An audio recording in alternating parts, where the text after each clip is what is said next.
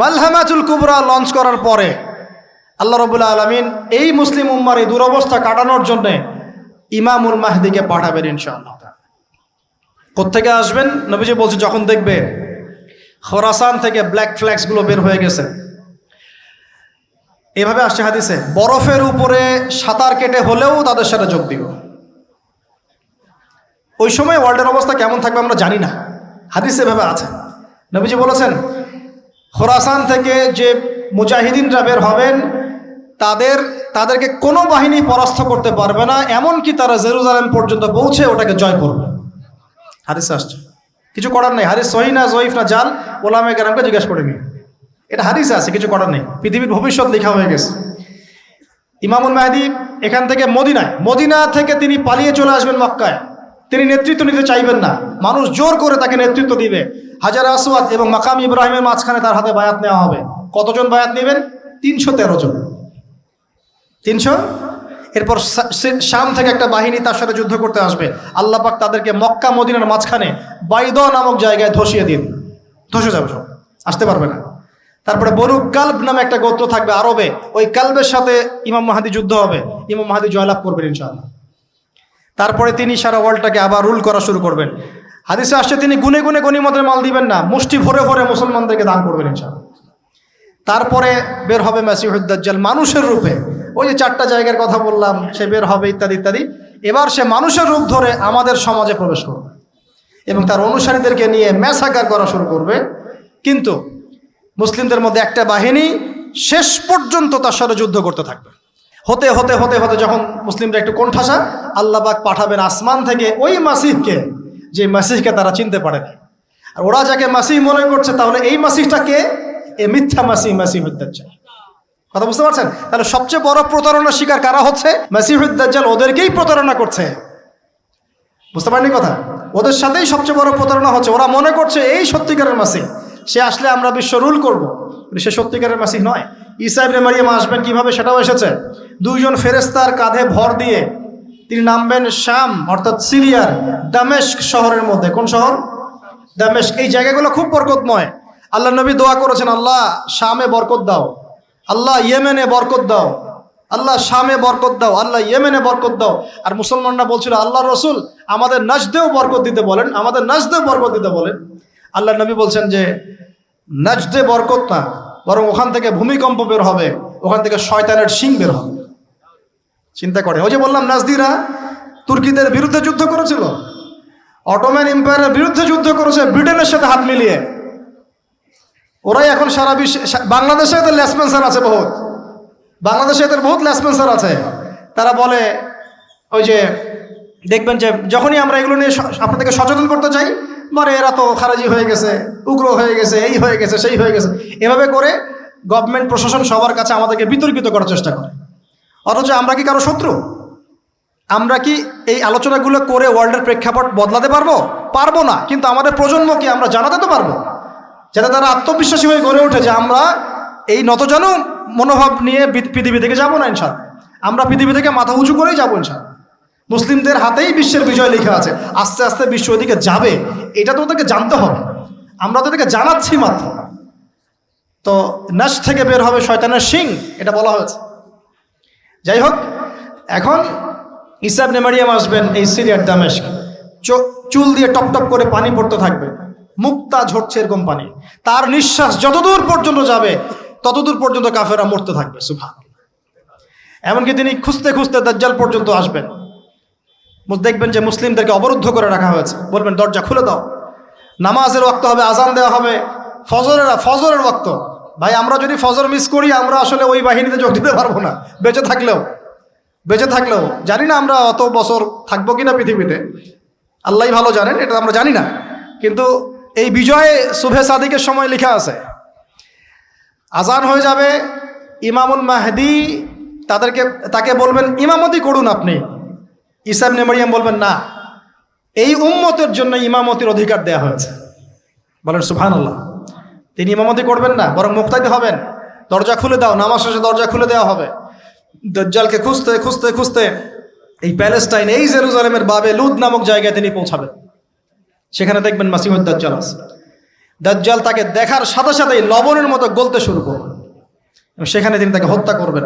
তারপরে সেখান থেকে তিনি ইসলামী খেলাফা রিস্টোর করবেন, উর্বর হবে মাটি, সবুজ শ্যামল, বৃষ্টিপাত বেশি হবে, এগুলো হতে থাকবে। এর মাঝখানে আবার ইয়াজুজ মাজুজ বের হবে। ইয়াজুজ মাজুজ বের হওয়ার পরে পৃথিবী ম্যাসাকার করবে।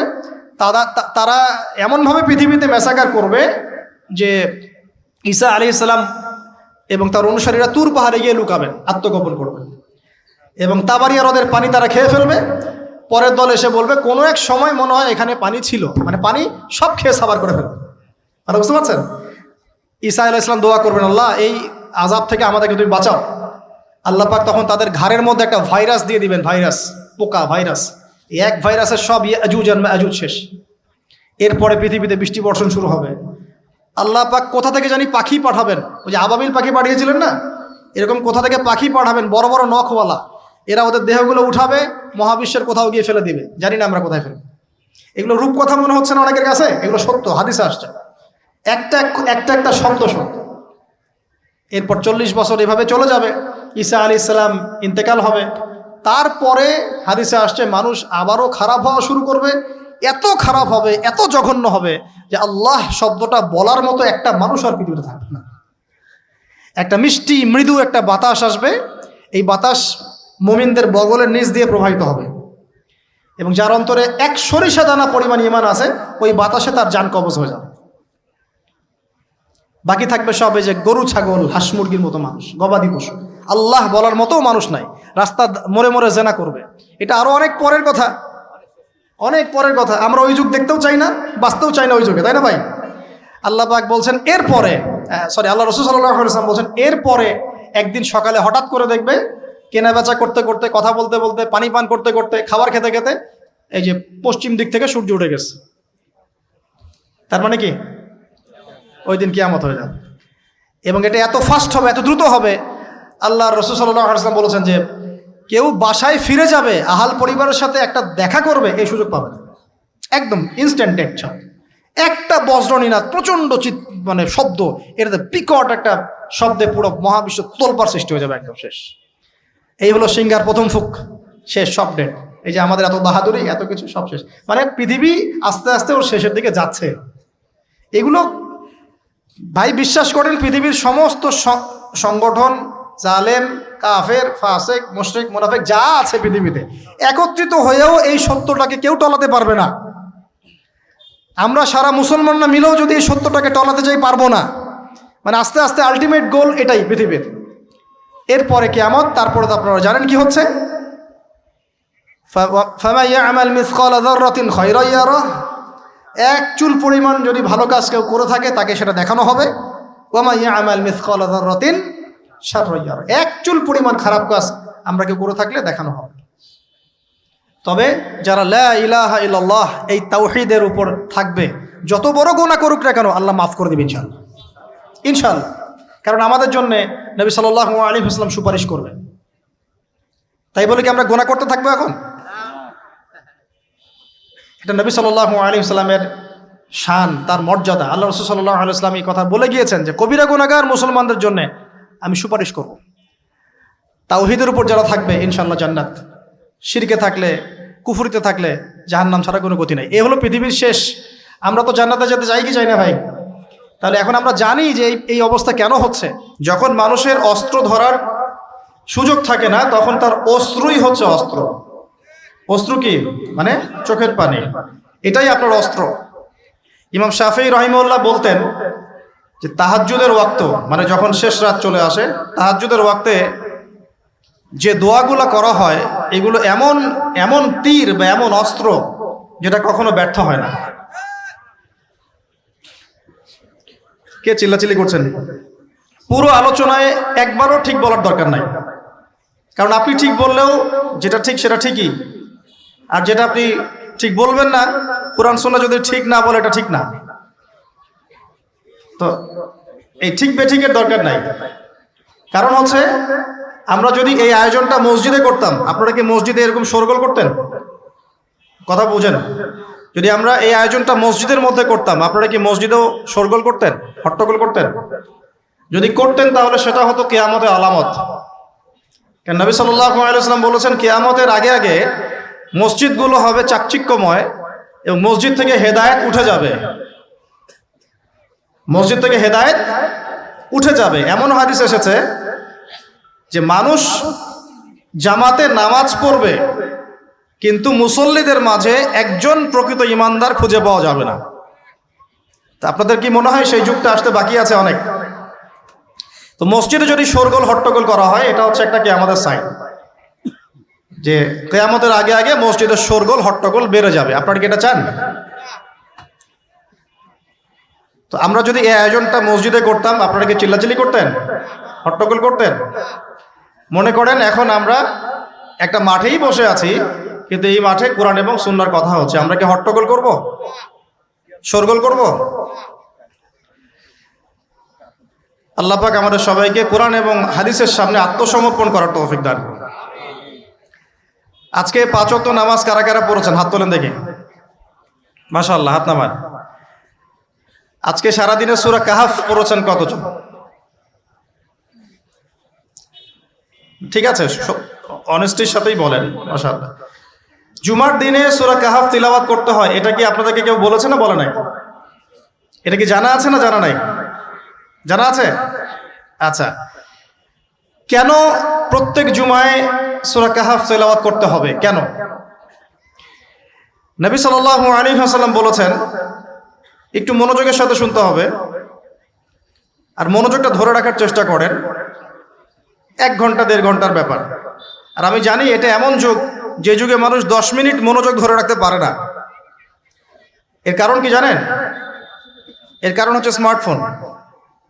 এর কারণ কি? যে যত বেশি স্মার্টফোনে এডিক্টেড, তার মনোযোগ ধরে রাখার ক্ষমতা তত কম। আমরা এখন মনোযোগ ধরে রাখতে পারি না, এটা একটা অন্যতম কারণ।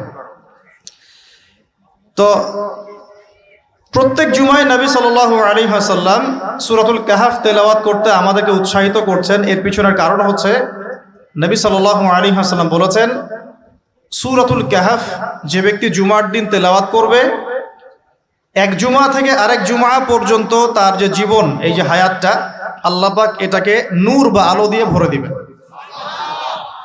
আলোর কেন দরকার হয়? আলোর দরকার হয় কেন? অন্ধকার থেকে নিজেকে বাঁচানো বা অন্ধকারে পথ দেখা, পথ খুঁজে পাওয়া, এই জন্য তো আলোর প্রয়োজন হয় নাকি? তাহলে আপনার জীবনটাকে আলো দ্বারা ভরে দেওয়া হবে। অর্থাৎ আমরা যে পৃথিবীর জীবনে বসবাস করছি, চারপাশে অনেক অন্ধকার আছে, আছে কি নাই? এই অন্ধকারগুলো কাটিয়ে উঠতে আপনাকে সূরাতুল কাহাফ কাজে দিবে ইনশাআল্লাহ। তো নূর দিয়ে ভরে দেওয়ার অর্থ হচ্ছে আপনার জীবনটাকে আল্লাহ পাক ঈমানের নূর দিয়ে ভরে দিবেন ইনশাআল্লাহ। তো সূরা কাহাফের গুরুত্ব আছে না? আচ্ছা, 2, নবী সাল্লাল্লাহু আলাইহি ওয়াসাল্লাম বলেছেন যে সূরাতুল কাহাফ যে ব্যক্তি জুমার দিনে পড়বে এবং এর কমপক্ষে প্রথম 10টা আয়াত মুখস্থ করবে, তার জীবদ্দশায় যদি মাসিহুদ দাজ্জাল বের হয়, এই দাজ্জাল সেই ব্যক্তির কোনো ক্ষতি করতে পারবে না। খুশি হন নাই? একটু বোঝাই আপনাকে যে এই পৃথিবীতে এখন যতগুলো সমস্যা আছে বা যতগুলো ফিতনা আছে, এগুলোকে যদি একত্রিত করি তবুও দাজ্জালের সমান হবে না। নবী সাল্লাল্লাহু আলাইহি ওয়াসাল্লাম বলেছেন, পৃথিবীতে আদম আলাইহিস সালামকে সৃষ্টি করার পর থেকে কিয়ামত পর্যন্ত মাসিহুদ দাজ্জালের মতো ভয়ঙ্কর কোনো ফিতনা আসে নাই, আসবেও না। আল্লাহর এমন কোনো নবী নেই যেই নবী তার কওমকে দাজ্জাল সম্পর্কে সতর্ক করেন নাই। এমনকি নূহ আলাইহিস সালাম পর্যন্ত তার কওমকে দাজ্জাল সম্পর্কে সতর্ক করেছেন। আর আমি মুহাম্মদ সাল্লাল্লাহু আলাইহি ওয়াসাল্লাম তোমাদেরকে একটা বাক্য বেশি বলছি যা অন্য নবীগণ বলেন নাই, সেটা হলো মাসিহুদ দাজ্জাল এক চোখে অন্ধ হবে, তোমাদের রব আল্লাহ তিনি অন্ধ নন। যে ব্যক্তি জুমার দিনে সূরা কাহাফ তেলাওয়াত করবে এবং সূরা কাহাফের প্রথম 10টা আয়াত কমপক্ষে মুখস্থ করে রাখবে, এর হক আদায় করবে, তার জীবদ্দশায় যদি দাজ্জাল বের হয়, দাজ্জাল তার কোনো ক্ষতি করতে পারবে না। পৃথিবীতে যত ফিতনা আর ফাসাদ এখন দেখছেন, শিরকের ফিতনা, বেহায়াপনা, বেপর্দা, রিবা বা সুদ, মাদক, দুর্নীতি, জুলুম, নির্যাতন, চুরি, ডাকাতি, যত কিছু, সব কিছুকে একত্রিত করলেও দাজ্জালের সমান হবে না। তাহলে আমরা কি এই ফিতনাগুলো থেকে বেঁচে থাকতে পারছি? আপনি কি পর্নোগ্রাফির ফিতনা থেকে মুক্ত? আপনি কি ইন্টারনেট জগতের এই নোংরামি ফিতনাগুলো থেকে মুক্ত? আমি কি মুক্ত? আমি নিজেও মুক্ত না। আপনার সামনে ভালো সাজারও আমার কোনো দরকার নাই। আমরা যারা ইন্টারনেটে ঢুকেছি একবার দুইবারও জীবনে কখনো, তারা কেউই চোখের পাপ থেকে বাঁচতে পারে নাই। তাহলে ভালো সাজার তো প্রয়োজন নাই, আল্লাহকে ইস্তেগফার করার দরকার, আল্লাহ মাফ করে দেন। তা আমরা কি এই যুগে ইন্টারনেটের এই নোংরামি বেহায়াপনাগুলো থেকে মুক্ত থাকতে পারছি? না। আমরা কি এই যুগের সুদভিত্তিক অর্থনীতি থেকে মুক্ত থাকতে পারছি?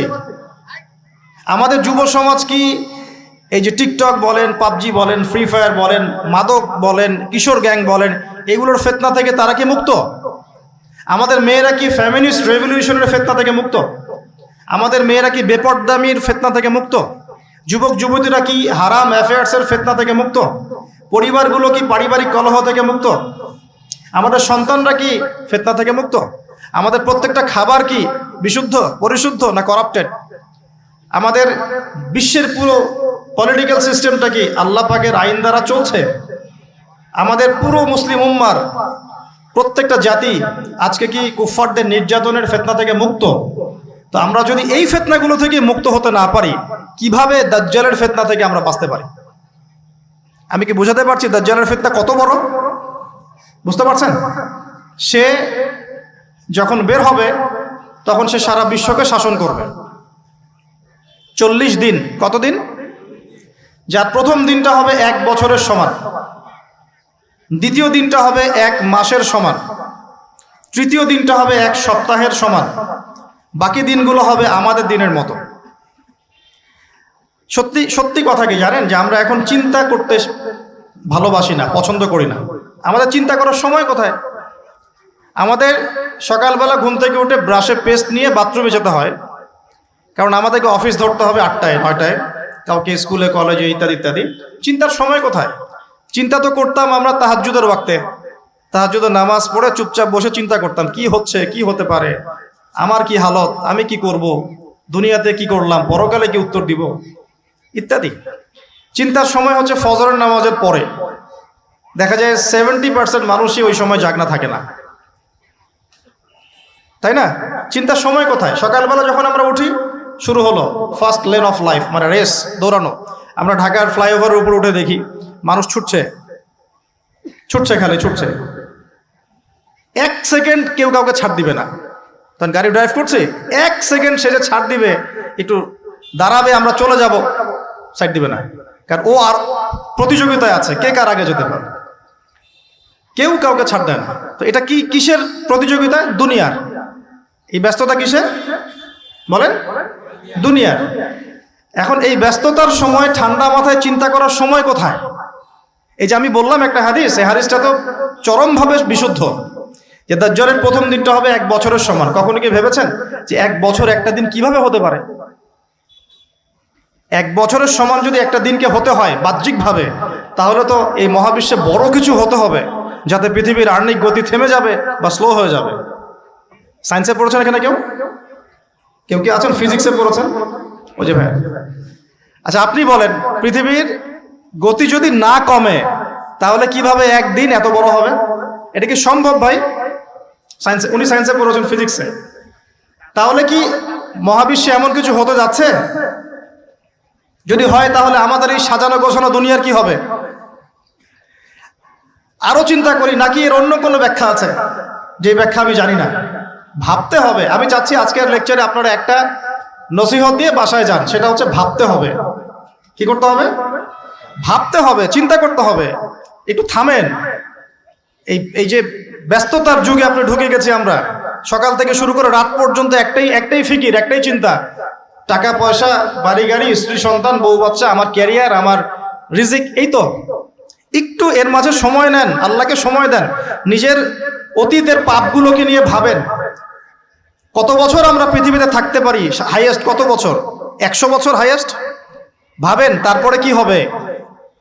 আমার পরে আমি কোন প্রজন্ম রেখে যাচ্ছি? ওরা কি আদৌ আমার জন্য রব্বির হামহুমা কামা রব্বায়ানি সগীরা পড়তে পারবে? আমি কি ওকে শিক্ষিত করলাম? আলিফ বাও তো চিনে না আমার ছেলেটা, আমার ছেলে আলিফ বাই চিনে না। এই জেনারেশনের একটা জেনারেশন ছিল আমাদের আগের জেনারেশন, মাশাআল্লাহ। তখন কি হতো, প্রত্যেকটা গ্রামে গ্রামে, শহরে শহরে, স্কুলে কলেজে, বিভিন্ন জায়গায় বাধ্যতামূলক আপনি আরবি পড়তেন। এখন বিশ্বাস করেন তো, আপনি তো বিশ্বাস করেনই, আমি জানি। বিশ্বাস করেন কি যে আপনি এখন আরবি থেকে অনেক দূরে সরে গেছেন? আপনি এই যে পড়াশোনা করেছেন, ওই যে ভাই হাত তুললেন ফিজিক্সে, মিনিমাম 20 বছর, তা আপনি 20 বছরে 20টা সূরা শিখেছেন কি? আমরা আমাদের পরের জেনারেশনকে কোন হালতে রেখে যাচ্ছি, এগুলো কি ভাবতে হবে না, হবে না? আলী ইবনে আবি তালেবের একটা কথা বলি, তাহলে আপনি বুঝবেন। আলী ইবনে আবি তালেবের নাম কি শুনেছেন আপনি? শোনা উচিত ছিল। তারা আপনার আইডল। মেসি নেইমার আপনার আইডল নয়। মেসি নেইমার সৌদি আরবের আইডল। কিসের আইডল? আমাদের আইডল নয়। আমাদের আইডল হচ্ছে মুহাম্মদ সাল্লাল্লাহু আলাইহি ওয়াসাল্লাম, সাহাবায়ে কেরাম, তাবেঈন, ইমামগণ, মুজতাহিদ কেরাম, মুজাহিদ কেরাম। আলী ইবনে আবি তালেব বলতেন যে মানুষ যখন দুনিয়ায় চলাফেরা করে তখন মনে হয় সে ছাড়া দুনিয়াতে আর কিছুই নাই, আর সে এমনভাবে দুনিয়া থেকে চলে যায় মনে হয় সে কখনো দুনিয়ায় ছিলই না। দুটো কথা ভাবেন, ভাবতে হবে। আজকের লেসনটা কি? ভাবতে হবে। তিনি বলছেন মানুষ এমনভাবে দুনিয়ায় চলাফেরা করে মনে হয় সে ছাড়া দুনিয়াতে আর কিচ্ছু নাই। আমাদের চলাফেরা এমন না, দেখেন প্রত্যেকটা অঙ্গনেই, পলিটিক্যাল অঙ্গন, ইকোনমিক অঙ্গন, ধর্মীয় অঙ্গন। পলিটিক্যাল অঙ্গনে একজন নেতার চলাফেরা দেখলে মনে হচ্ছে সে ছাড়া কিছুই নাই দুনিয়াতে। যারা অর্থনৈতিক জীবনে নেতৃত্ব দিচ্ছেন তাদের কাছে মনে হচ্ছে আমরা ছাড়া দুনিয়ার ইকোনমির আর মধ্যে আর কিছুই নাই। আমরা যারা ধর্মতাত্ত্বিকভাবে চলাফেরা করি মনে হয় যে এই হুজুর ছাড়া আর কিছুই নাই দুনিয়াতে। আমার চেয়ে বড় শায়ক আর কে আছে, আমার চেয়ে বড় আর আলেম আর মুফাসসির কে আছে? সমস্যা সবার ভিতরে। শুধু এক শ্রেণীর মানুষকে আপনি টার্গেট করে আঘাত করে কথা বলা যাবে না। দেখতে হবে দূরদর্শিতার সাথে, সমস্যা সবার ভিতরে। এখন দেখেন আমরা দুনিয়াতে চলছি, মনে হচ্ছে যে আমরা ছাড়া আর কিছুই নাই মনে হয়, কিন্তু মানুষ দুনিয়া থেকে চলে গেছে। প্রায় মিলিয়ন, বিলিয়ন, ট্রিলিয়ন মানুষ এখন দুনিয়া থেকে চলে গেছে সূচনা থেকে এই পর্যন্ত। তাদের কোনো খবর আছে? কাদের খবর আছে? যারা এই দুনিয়াতে থাকাকালীন এমন কিছু করে গিয়েছিল যার ফলশ্রুতিতে আল্লাহ পাক তাদেরকে চিরস্মরণীয় করে রেখেছে। আমরা কি আবু বকর সিদ্দিকের নাম শুনে নেই? তার কৃতিত্ব মর্যাদা কি কমে গেছে না বেড়েছে? উমর ইবনুল খাত্তাবের নাম শুনি নাই?